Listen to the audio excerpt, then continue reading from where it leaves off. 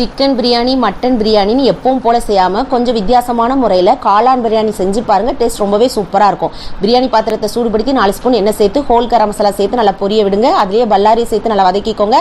2 கல்லுப்பு போட்டு வதக்குனா சீக்கிரமாக வதங்கிடும். நல்லா ப்ரௌன் கலரில் வதங்கி வரும்.